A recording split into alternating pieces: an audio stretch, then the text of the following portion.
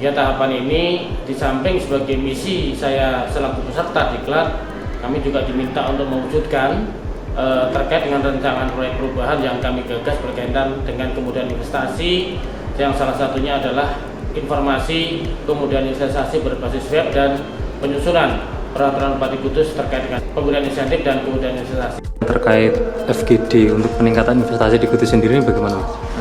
Dengan diadakan acara forum ini FGD dari DPTSP, dari yang telah disampaikan oleh Bapak Kepala Dinas Pak Harso, sudah sangat bagus karena sudah membuat sebuah website.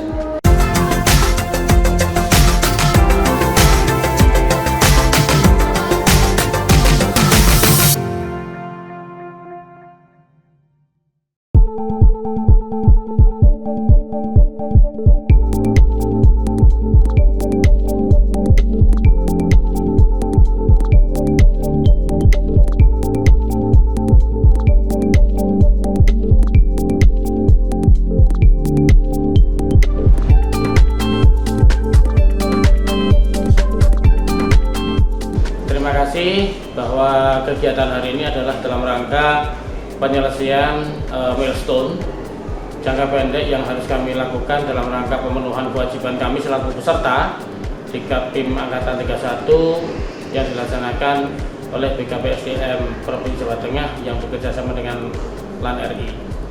Sehingga tahapan ini di samping sebagai misi saya selaku peserta diklat, kami juga diminta untuk mewujudkan terkait dengan rancangan proyek perubahan yang kami gagas berkaitan dengan kemudahan investasi, yang salah satunya adalah informasi kemudahan investasi berbasis web dan penyusunan peraturan Bupati Kudus terkait dengan pemberian insentif dan kemudahan investasi. Alhamdulillah hari ini sudah masuk di forum diskusi. Besar harapan kami para peserta yang terdiri dari perguruan tinggi, baik itu UMKU, STAIN maupun UMK, serta dari media massa utamanya dari Pita News. Mudah-mudahan nanti ada tambahan juga dari teman-teman yang lain dari media yang untuk bisa menginformasikan terkait dengan rencana perubahan yang kami agendakan.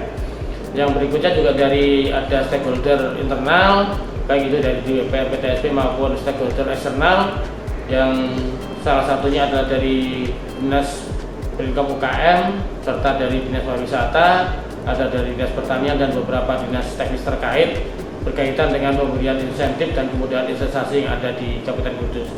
Besar harapan kami website, karena yang kami tugas ini hanya dibatasi dalam jangka waktu 60 hari, kami berkomitmen dan kami minta persetujuan kepada Pak PJ Bupati Kudus, Pak Birgas Administrasi Penanggungan serta Pak PJ Sekda selaku mentor kami untuk memberikan dukungan agar apa yang kami gagas di tahun 2023 ini nanti 2024 berkesinambungan, kita akan berbenah, kita akan buka segala informasi yang menyangkut kemudahan-kemudahan yang ada di Kabupaten Kudus agar para pelaku usaha mau menanamkan modalnya, mau berinvestasi di Kabupaten Kudus sehingga capaian yang berkaitan dengan pengurangan pengangguran, pemberian kesempatan pekerjaan bagi para pencari kerja juga bisa diwujudkan.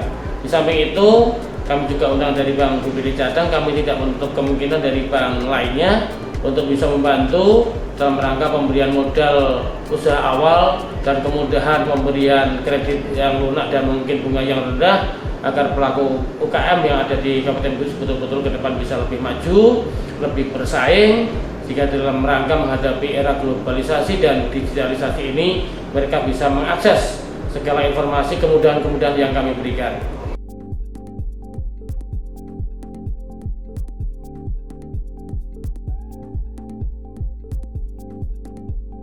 Terkait FGD untuk peningkatan investasi di Kudus sendiri bagaimana, Mas? Dengan diadakan acara forum ini FGD dari DPTSP, dari yang telah disampaikan oleh Bapak Kepala Dinas Pak Harso, sudah sangat bagus karena sudah membuat sebuah website. Di sini para pelaku bisa mengakses dengan mudah mengenai informasi tentang perizinan yang ada di Kabupaten Kudus. Dari situ para pelaku usaha bisa memanfaatkan fasilitas yang telah dibuat oleh DPR PTSP Kabupaten Kudus. Seperti itu. Tadi kan mengusulkan 2 poin, apa itu, Mas? Mungkin saya mengusulkan dalam hal ini dalam perizinan dasar yaitu di NIB-nya, karena banyak sekali dari pelaku usaha yang baru maupun yang sudah lama mengalami mungkin sedikit kendala-kendala yang perlu dibantu oleh DPTSP. Maka dari itu di dashboard website tadi saya mengusulkan adanya layanan konsultasi mengenai NIB. Seperti itu, karena banyak sekali pengusaha-pengusaha masih belum tahu dan banyak yang mengalami kendala seperti itu. Terus tadi saya mengusulkan mengenai informasi tentang perizinan di bidang bangunan sama lingkungan. Tentunya itu sangat penting sekali bagi pelaku usaha, jangan sampai dalam berusaha salah langkah dalam pengurusan perizinan, karena juga efeknya juga ada sanksi administrasi maupun sanksi lainnya. Dalam hal itu maka para pengusaha sebelum melakukan berwirausaha harus mengerti tentang perizinan, apa yang harus dipersiapkan dan apa yang harus dilakukan setelah nanti dilakukan dilakukan tahap awal pembuatan usaha. Perizinan akan mengikuti seperti itu. Jadi sekarang itu NIB itu dibuat di depan, tapi di belakangnya itu masih ada perizinan yang harus dipenuhi. Berarti inginnya informasi itu ada di website gitu ya Mas? Ada konsultasi gitu ya? Iya, ditambahkan. Karena nanti kan ada LKPM, ada SIMBG, ada AMDALNET.